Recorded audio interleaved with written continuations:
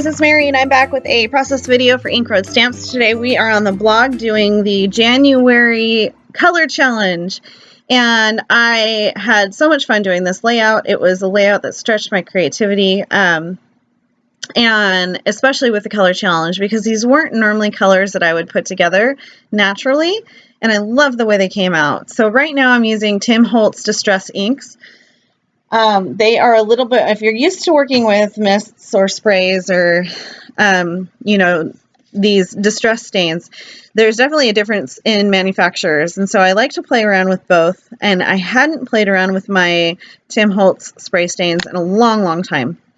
So I broke these out and I'm using Weathered Wood, which is more of a gray color than a blue color. And I'm using Tattered Rose. And I really love these two put together. And what I've done here is I've taken a cut file, which you'll see in just a minute, and I just found a font that I loved, and I cut it out. I had put my picture down below so I know exactly where I wanted to cut it out at on the page, and I design most of my layouts on the silhouette. If I'm doing a cut file like this, I design them all first, or if I'm working with a sketch, I'm going to go ahead and put the sketch into my silhouette software and figure out exactly the size that I'm going to need for my picture or for any cut files or anything like that I'm going to use on my layout. So it's just a tip for you. So what I'm doing right now is I'm putting the negatives down so that I can sketch around them and be able to stamp where those numbers are at currently. When I pull it up, I'll have the pencil marks. And I made sure to leave like a 1/4 of an inch or an 1/8 of an inch around so that I'd have some wiggle room in case they shifted, which you could probably tell they are shifting just a little bit because I didn't put any adhesive down. But it was enough to give me the spots and the outlines to be able to stamp. So you're going to see me pull out quite a few stamps, and I'm trying to look for small images to work with to make new patterns out of them. So I'm using this circle stamp. It's a tiny circle stamp that comes on the Majestic stamp set. And I'm just stamping repetitively over and over and over again in the colors that go right along with that color challenge. So I didn't even shift the order. I loved them exactly how they were in the order that they were in. So that took some guesswork out of, you know, where I was going to put the color. And then I'm going to go back in with the Weathered Wood. I do have the actual stamp pad as well as the coordinating mist from the Tim Holtz line.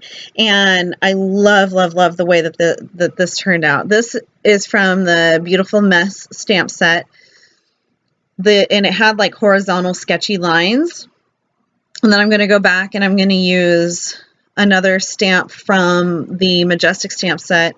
I'm deciding on which of the two starbursts that I wanted to use, and I decided to go with the one that you'll see in a second because the yellow popped a little bit better. So if you're going to do this with really fine detailed stamps, make sure that you figure out what color to use first, because those lighter colors are going to be harder to see. Like the circle is on the left, I used that lighter pink color, and so it's kind of hard to see in some of the photos that I took and in the video, but in the close-up and in real life you're going to be able to see the color really well. So just make sure to test out everything first before you start, you know, diving in. Here's another circle with an asterisk in the center, and this is from the Beautiful Mess stamp set as well. This one, along with the sketchy one in the 0, those two were my favorites. I loved it. And the reason why I did this is because I really wanted to mimic the look of the tighter patterns with a 6x6 paper pad. But I wanted to show you guys that even though you get a themed stamp set like the Unicorn stamp set, or, you know, the artsy stamp set, and you get it because it speaks to you, right? And then you think, okay, well, I use it for this and this purpose. Maybe I'm doing something that involves a unicorn or being majestic or whatever it is that you're using it for, and then you only pull it out when you use it for that one frame of mind, one line of thinking. I'm here to show you that these stamp sets are so great and so versatile because they have these unique little elements to them, and you can turn them into whatever it is that you want. So don't be limiting yourself to just what they were originally intended for, because you can stretch these stamp sets in so many unique ways. It's not even funny. So now I'm going to go ahead and back up that 2018 cut file. I'm just popping up the outer edges of the cut with some foam tape, and then I'll flip it over, and put it down right on top of the stamping that I did and tape it down with my ATG. And then you saw me a minute ago have you see a closer look up of the pictures that I printed out. So I wanted to talk to you a little bit about the pictures that I printed out, because I think that this is so important, and it was important for me. It was a very humbling moment. I went in with the intention of grabbing just one picture a month and then having, larger pictures that were 12 larger pictures that would represent our 2017. And as I was going through and I was pulling out those pictures, I'm like, I can't just go with one a month. I have to go with more than one a month. And even still, I left out quite a few amazing, important things that happened in 2017. But I went into 2018 until I made this video. I was going in thinking 2018 needs to be better than 2017, because 2017 has been the hardest year in our marriage, in our ministry, in just life in general, health-wise, with my husband's knee and having to deal with that, and having to have our future up in the air with a move that's coming up. We are ending ministry here where we live and starting new somewhere else, and we have no clue where we're going.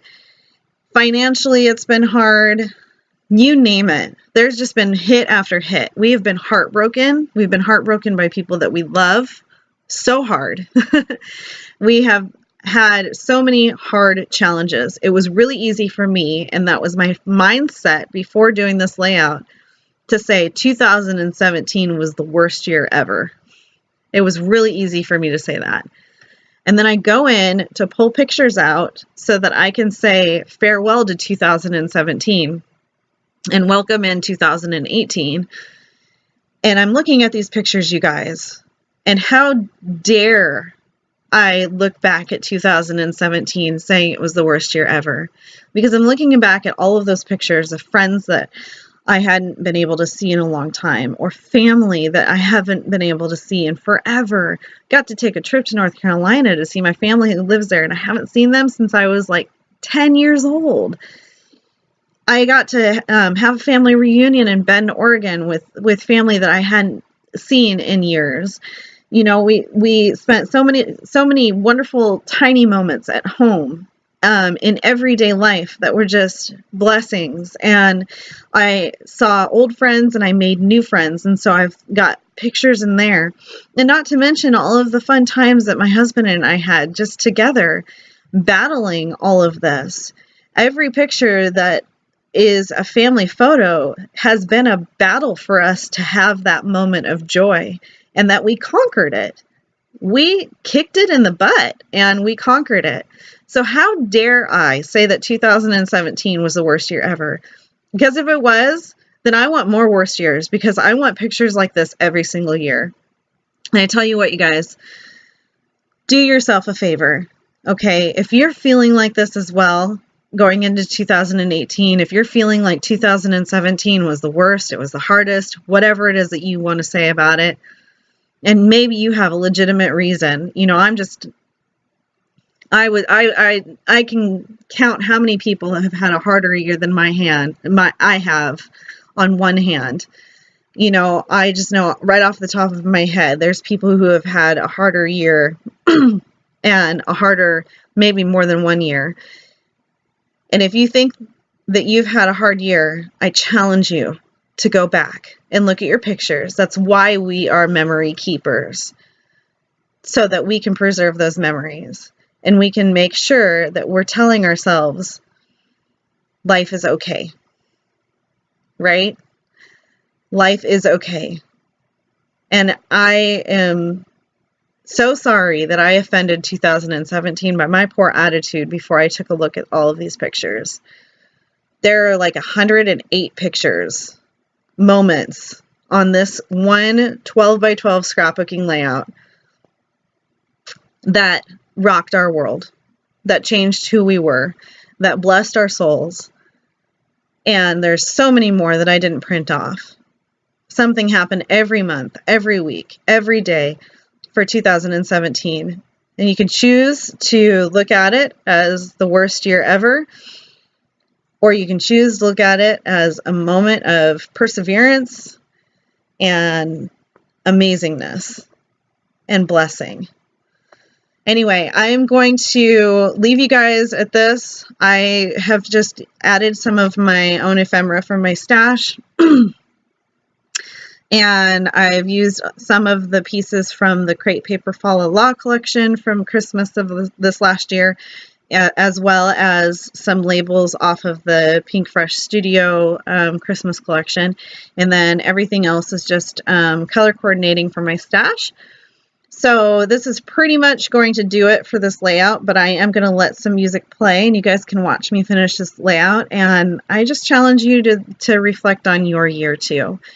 I hope that you are inspired to go through your pictures and put them all together like this and just create one tribute. And know that I love you guys and Happy New Year. Bye.